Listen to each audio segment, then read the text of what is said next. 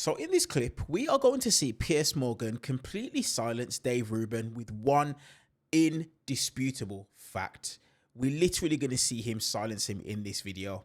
Now, as usual, if you want to see the full interview in full, I'll leave the link in the description below this video. But let's watch the clip in full. I'm going to give you guys my thoughts towards the end. My number one problem with this, you can say there's no starvation. I can say there's starvation. The UN says there was starvation, but you guys don't believe a word the UN says. The other official bodies say there was starvation. You don't want to hear a word they say. Israel denies everything. And in the end, the biggest problem is that Israel will not allow, to this day, international journalists into Gaza to do their jobs. And I keep asking, why is that? Because you and I can... Well, because they're virtually all activists, not journalists. No, I don't mean Palestinian journalists. Yeah. I mean international journalists. No. I mean the international. So where are the Reuters, let in AP, let in the BBC, let in Sky, let in it's also NBC, a war zone. Let in it's ABC. A war zone. Yeah, but they operate in war zones all over the world. But so when this all ended a few weeks ago, when Trump does this thing, where are all the thousands of starving people? I mean, we're seeing videos of restaurants that are let the journalists in to do their job. But I mean, right now, where are they? These people have phones. How do you know? Live stream. What do you mean? Do you see where they are? Of course, there are plenty of videos. Can't. What do you mean? There are plenty of videos. The media are not allowed to do their jobs, Dave. No. And I have a big problem as a former editor of a national newspaper. But the Gazans have phones, and they're showing videos of... You can say that no Gazan has starved at all. That's entirely your prerogative. Yeah. The reports by almost every official body say the opposite, but you don't believe them. My view is you're entitled to not believe anyone, right? It's fine. I had that thing with Meghan Markle. Didn't believe her either. Cost me my job. However, the best way to get to the truth is let journalists who are used to covering in war zones, let them go in and do their job, particularly now we have the ceasefire. So let them go in. There is a reason the Israeli government is not letting the media in. And I fear I know what it is. They are terrified about what the world will uncover. I just think that's just nuts. Well, let him in. I just think there's one way to find out. But there are quite literally, I think, almost 2 million Gazans there. They have phones. They're releasing videos now. They're at restaurants. They're out and about. Why did none of the Hamas fighters, when they're releasing the people, look hungry? A lot of them look fat. They have fresh clothes and fresh haircuts. I've seen lots of images of Palestinians looking hungry. Yeah. And you wouldn't dispute that 20,000 plus children have died, right? So whose fault is that? Because this seems to be the one that most people are annoyed at you about, because you keep saying proportionate. That's the word that has bothered me with this. So what if someone killed your wife and your daughter and kidnapped your son and raped and pillaged your whole community and all that stuff? What would be your proportionate response? Well, you've got to get it into the context of why I criticise what happened. I do believe the 3-month blockade earlier this year was a criminal blockade. I believe it was deliberate starvation of a people, deliberately denying them food and aid. Has any other country in the history of the world been told to feed the people that are killing it? If you look at the Geneva Convention, but then no other country in the world has the control that Israel has over Gaza, right? Well, which again is a whole separate issue, isn't it? Egypt could open the door.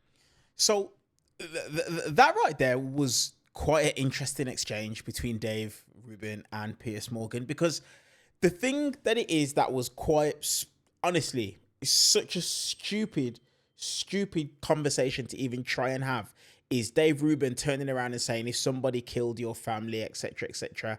Well, there's a reason as to why governments aren't able to just, have personal feelings in the way that it is that they're doing things. There's a reason as to why there's a certain way, even in war, that you have to conduct yourself.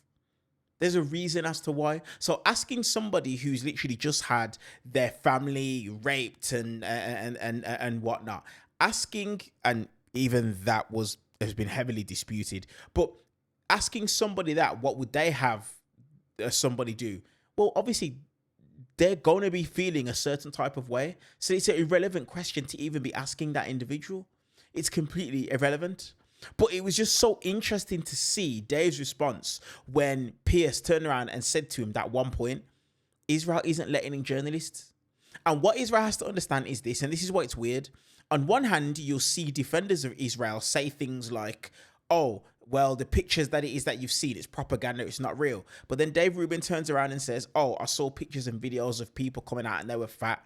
And then even when you see these images, you will literally see on Twitter a community note a little bit later on down the line that said this image was from well before the war even took place and the genocide before it even took place. But the reality is this, the reason as to why a lot of people look at Israel with a bit of a side eye is simply because of the fact that Israel's meant to be a democracy, and it's meant to allow free, independent media scrutiny, especially during wars. And it can't just be, visits that it is that they deem acceptable, that it is that they want to allow. Now, not allowing foreign reporters in while insisting that what you're doing is lawful and is within the compounds of laws just doesn't make any sense. It doesn't make any sense whatsoever.